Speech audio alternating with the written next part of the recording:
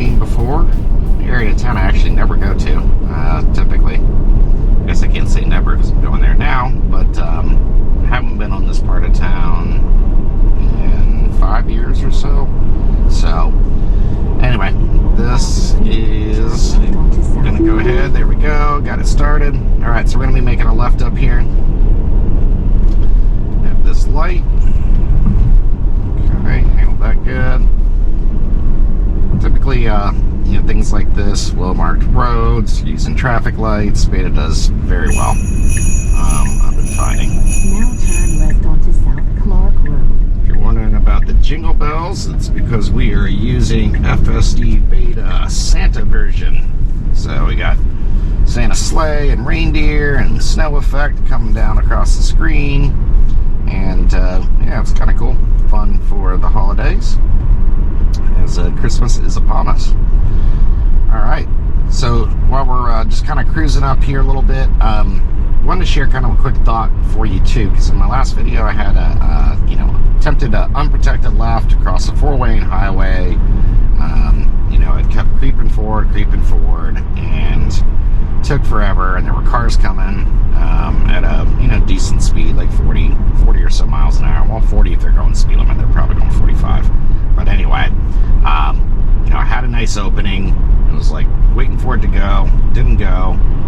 The nose kept creeping out, and these cars are coming. I'm like, yeah, I'm not gonna, cause an accident here, or have someone feel like they gotta swerve, or even worse, have it decide to dart out, and I'm already partway in the road, and then end up getting T-boned. So I ended up tapping on the accelerator, got through it. But here's the whole thing. I've been thinking about this, and I really think that for Tesla to be able to do these unprotected left turns, which we know is one of the most difficult things for the Beta to handle, especially in cases where, sometimes there's plants or things and you can't necessarily see, to the left or to the right, depending on some of the surroundings, it becomes just a really tricky situation. And so, what I think that they need to do is look at putting, 2 additional cameras on the Teslas. And I think what they really need is a front end camera, either probably the far forward fender, or, it could potentially be on the bumper. And I have no doubt Tesla could find a cool way to do it so it doesn't look goofy. But that's what it really needs. It needs something at the very tip of the nose so that it could see left and right, so that if you're pulling up and there's an obstruction, it can see, as long as it just gets the very tip of that car out past that obstruction, it's going to be able to see clearly. It would solve so many issues with that.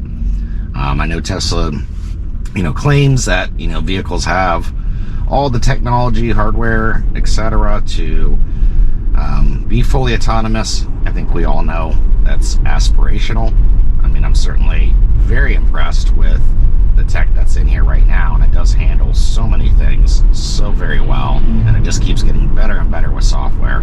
But I just don't know how they're going to solve that one with software. I mean, if the camera can't see, it can't act. So there's that.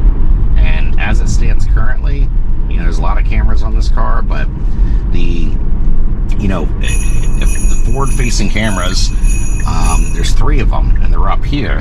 Whoa. Okay, hold on. All right, there we go. All right, it was starting to move over, and I saw a car there, but it caught it, thank goodness, and we did it safely.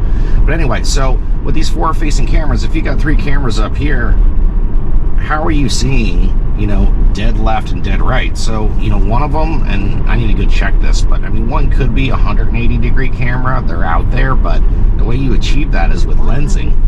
And with those lenses, for anyone who's looked at a real wide lens camera, like, there's so much distortion from the curvature of the lens. You just can't see it clearly.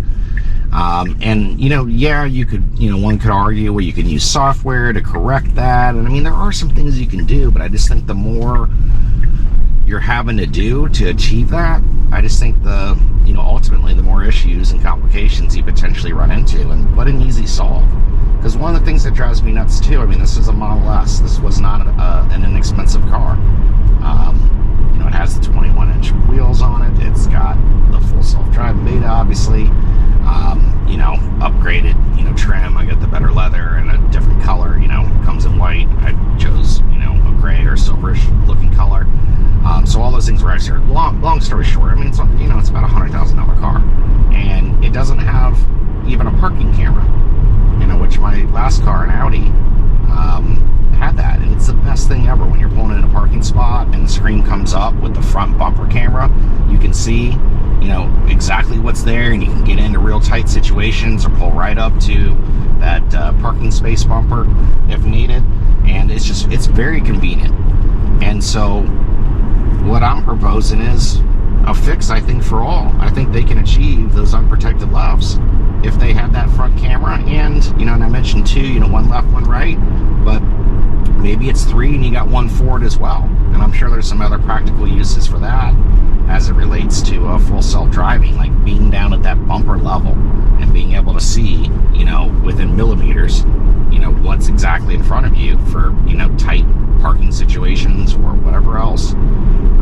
May be able to leverage that and take advantage of it. And camera technology, I mean, it's just getting cheaper and cheaper. I don't think that's a big cost for Tesla to add those additional cameras. And even if it changed the price of the car by $100, I mean, what's $100 difference when you're buying a $50, $60, $70, $100, $150,000 car? I mean, it's minuscule, but I think it would help them to take their game to the next level.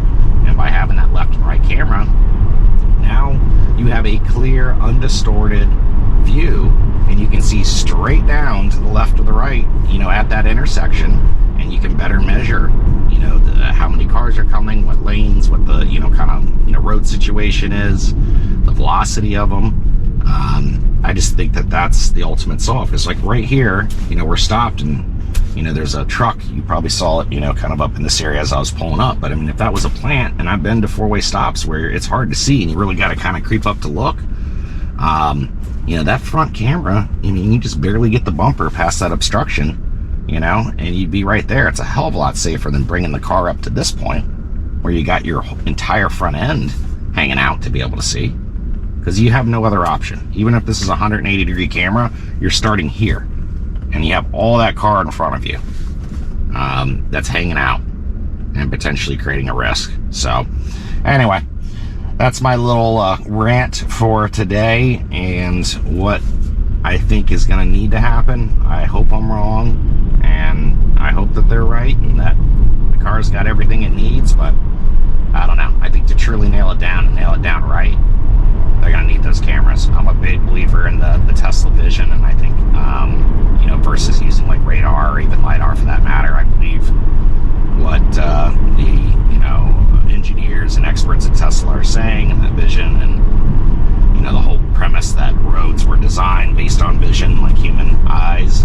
and made to be navigated based on people looking and seeing, and you can do that with cameras, and you can replicate that without those other sensors. I mean, I do believe that's possible, but if you don't have the view, you can't see. Just like when a human's driving, if you're in a situation where you're trying to see around a turn and it's blocked or obscured, it's obstructed, you just can't see. There's nothing you can do but just creep on out until you can, and hope to God something doesn't come flying up and nail you.